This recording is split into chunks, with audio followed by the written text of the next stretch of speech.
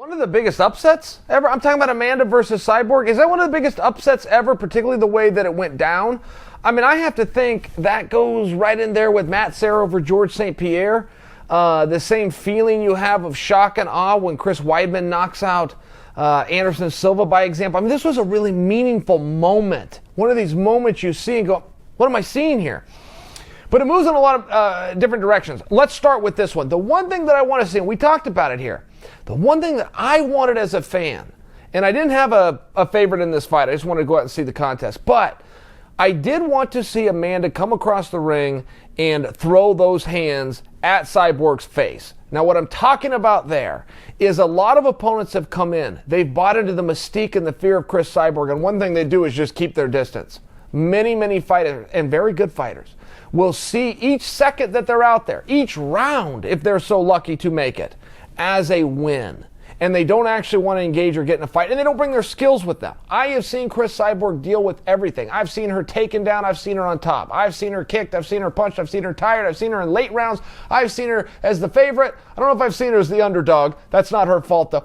I've seen her take short notice fights. I've seen everything over her career.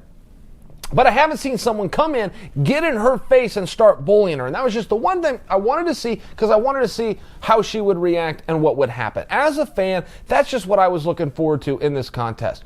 Didn't know if I would get it. Didn't know if Amanda Nunes could really deal with the fact that she is now in there with Cris Cyborg, the most feared fighter of all time for the women's fighting, right? Backed a world champion down. The Iron Lady walked away from the world championship to not have to get in the ring with her. I mean, she deserves the credit for the intimidation that she has earned, but that she puts into these opponents. Okay, that was the storyline for me. No, got what I wanted. Amanda came across the ring and decided, I'm going to get in a fight. And whatever happens after that, happens after that, but we're going to fight tonight. And I'm going to dance with the one that brought me. I'm going to bring my skills. I am an early fighter. I am going to rush her early on. I am going to do what I do. That's what the greats do. And they live by the sword and they die by the sword. But they bring their skills with them. The great competitors in the sports history will always bring their best skill. And that's what Amanda did. She came out there. She looked calm. You're judging body language. It's really all you have to do. But, I mean, come on. They're walking out. They're giving introductions. They're playing music. This is a big part of the fight. Staring at it and built in this anticipation and trying to judge who's scared. Playground rules, but who's scared? Who wants to be here? Who doesn't want to be here? You're trying to judge that. Amanda looks as calm as could possibly be. She goes out there, she brought her skills, and when she started to connect with Cyborg, I thought Cyborg fought a very good fight back. She got caught early. She got with a punch that would put down a mule, so you can't blame her for that. But she went down at one point. She popped back up. Cyborg wanted to win. She went down again. She popped back up. I mean, Cyborg was there to win. And ultimately, Amanda swarmed her, and the referee had to get involved, and that's that. But I think it's important to realize that Cyborg showed up to fight. That's really the only way that you can give Amanda the due that she wants. Now, we're not done. In fact, in many ways, we're just getting started. Little bit of a backstory that didn't make headlines, but Cris Cyborg, as of right this moment in time, is now a free agent.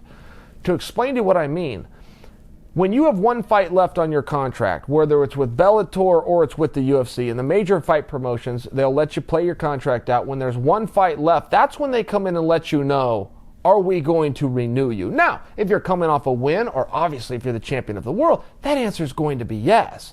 So when the UFC came to Cyborg, she said, no, I'm not going to renew. I'm going to run this thing out. I'm going to become a free agent, but I'm going to go into free agency as the champion of the world, which means, yes, I probably end up back here with you guys, but all of a sudden the numbers are looking a little better for old Cyborg. Okay, that was the game that she played, but where that got a little bit interesting, okay, is one, am I right? Was she going to come back to the UFC, or all of a sudden is she going to be somewhere else? She used to be promoted in Strikeforce by Scott Coker, so she's got a relationship. I don't know where that was going to go.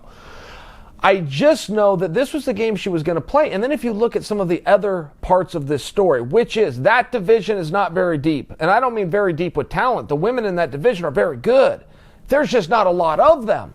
If you want to be a top 10 fighter in the world in that division, raise your hand and be able to make the weight limit. There's not 10 other girls. Now, certainly, that's not literal, but it is if I start to say, do you want to be the top 15? It's more than literal if I say, you want to be a top 20? It's just not 20 people in the division, all under contract.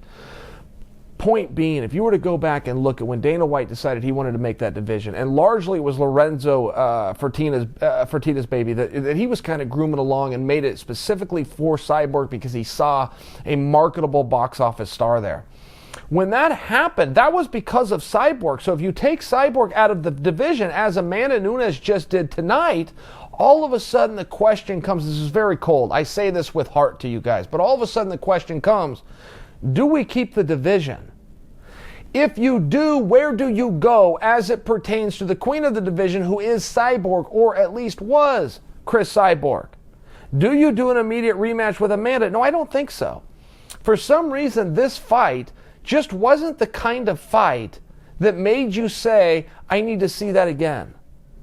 For some reason, when this fight was over and the narrative and the dialogue of where did this go, it was almost a foresaw conclusion by the commentators talking to Amanda that she would just relinquish and return to 135 pounds, that her business is done there. She has proved her point that she is the best female fighter to have ever done it, and we're going to get on with it, which then would leave you at 145 to go, okay, do we work something out with Cyborg, who we created the division for anyway? Do we make her next fight a title fight for the now vacant title that Amanda walked away from? Do you have to have that asterisk next to your career for the rest of your life that I get to be world champion as long as Amanda stays down at 135? I don't know. It starts to be a pretty tough sell. Over a short period of time, maybe you could put a Band-Aid on it, don't bring it up again, don't show it in highlight reels, and essentially act like it never happened. But I think that tonight was a pretty good piece of business. I think there was a lot of eyeballs on it, and I don't think it's going to be that easy to rewrite that piece of history. So it does make you wonder. There was a lot of moving parts here. And there going to continue to be.